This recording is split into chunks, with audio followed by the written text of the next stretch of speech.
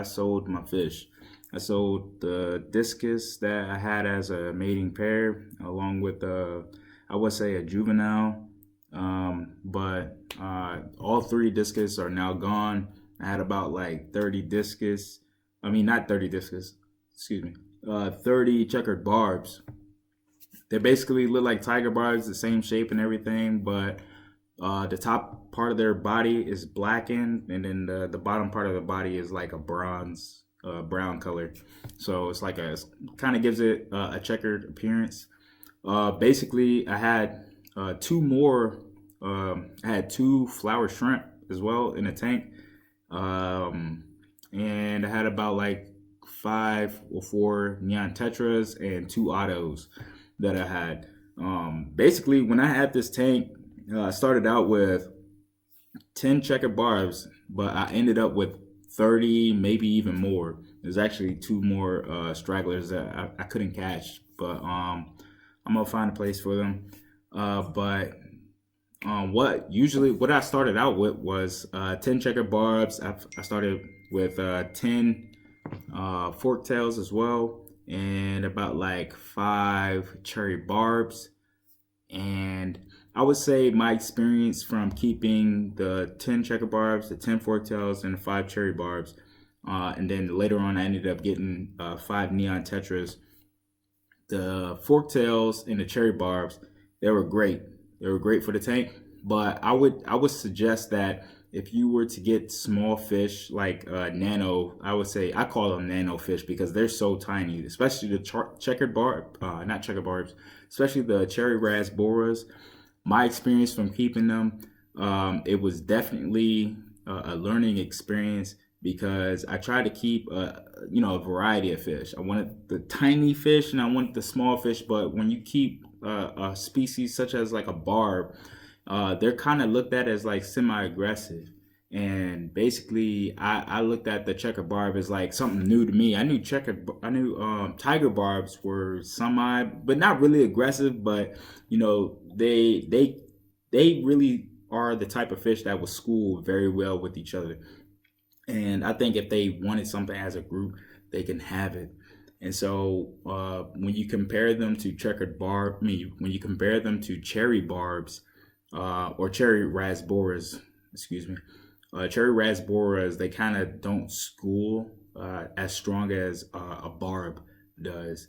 And so when it comes to like competing for food, they really don't mesh too well because they can overwhelm like tiny fish species and stuff. So what I would say is if you're going to get some very docile tiny fish such as cherry rasboras, excuse me, that was my phone, but if you're going to get cherry rasboras, I would say also forktails, they qualify for this as well because they're kind of like when you're going for like a nano tank or like you aquascaping maybe, these type of fish that are very tiny, they really aren't the fighting type. They don't have that fight. They don't have that drive to, all right, nah, I'm gonna get this food. I'm gonna get it. So don't put them with fish that are like strong swimmers and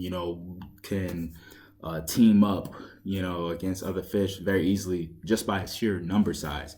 And so the cherry rasboras, they didn't really last too long. Maybe they lasted like 4 months out as a group, and then ones and twos, they started disappearing. I'm not sure if it was maybe a filter probably sucked them up because they were so tiny. I'm not sure if they were eaten, but I definitely seen 1 or 2 jump out the tank because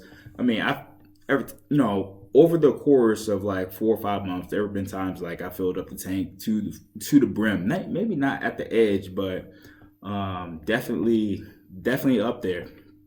And so, what would incline a fish to jump out? Maybe due to ammonia in the tank. Maybe they want to get fresh air or something, or they were darting from another fish, or maybe another fish chased them out and they would decide to jump out. So, or they got eaten, so, or they just died, and they're so tiny you can't really see. Especially when you have a planted tank, it's just too hard trying to find a dead fish. You just kind of look around, and then you just figure out like, okay, they're gone. They either jumped out, disappeared, or got eaten. Well, they definitely disappeared. So, died and body decayed under the sand or somewhere. I don't know.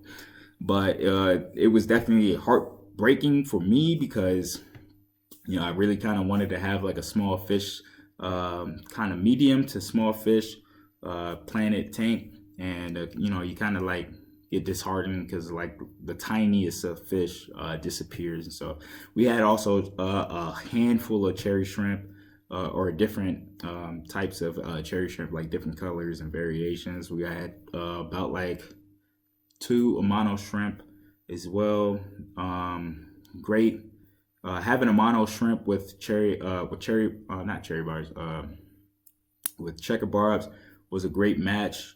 But I would say with checkered barbs, what wasn't a great match was with the cherry Rasboras, the forktail, rainbow forktails or yellow forktails, cherry shrimp or nano shrimp at that, and just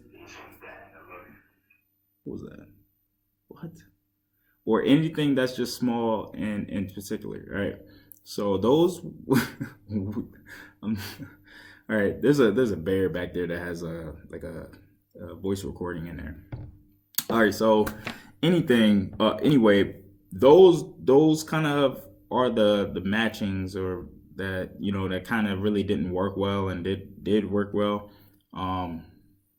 I would definitely say if you're getting small tiny fish, don't go with anything bigger than what you have in the tank. So if you're going with tiny fish, stick with just tiny fish. Don't go with no barbs. Definitely don't go with no discus, because after I started seeing the cherry barbs were disappearing, we still had the forktails, but the forktails, they kind of just swim at the top of the water, and so when you put flakes into the water, it causes more fish to swim up towards the water, which is where they are congregating and stuff like that. They love high flow water, but I don't know. They just jumped out of the tank, and if you have also a protein skimmer, these forktails will get caught up in that. So if you have a forktail, or if you're planning to get forktails for your tank, don't have a protein skimmer.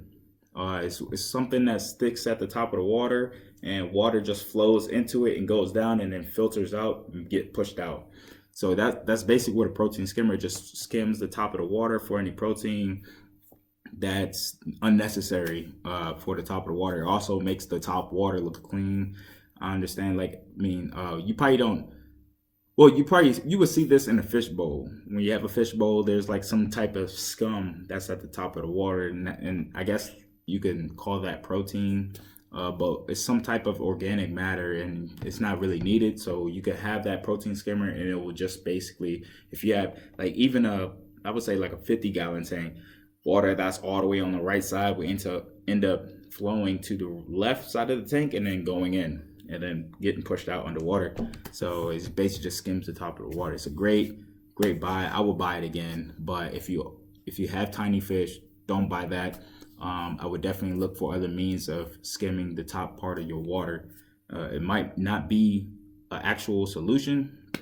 It might not be possible, but hey, you just gotta find other means of skimming the top of the water, or find other ways to make your tank cleaner. But to wrap up everything, I would definitely not get cherry barbs and forktails with checkered barbs, or cherry rasboras and forktails with checkered barbs. Checkered barbs, I don't know why, but they're very fucking hardy. They could definitely outlive a dirty tank, and they're a very strong species. I would definitely buy them again if I was not going for like a small shrimp setup, or the setup in my tank. If I was gonna go with shrimp, definitely if I'm going with a planted tank, it definitely has to be thick for it has to have hiding spaces for these shrimp, like these like thick vegetation or something, because I know when I had thick vegetation, the cherry shrimp lasted long, but once the vegetation, when I cut back on everything and the substrate didn't have nutrients in there, I started seeing them disappear. So that's all I gotta say. Everybody, if you have fish tank out there, hey, keep the dream alive, keep the hobby alive, everything. So I'm gonna share another video on having planted tank from the start to the end. All right, peace.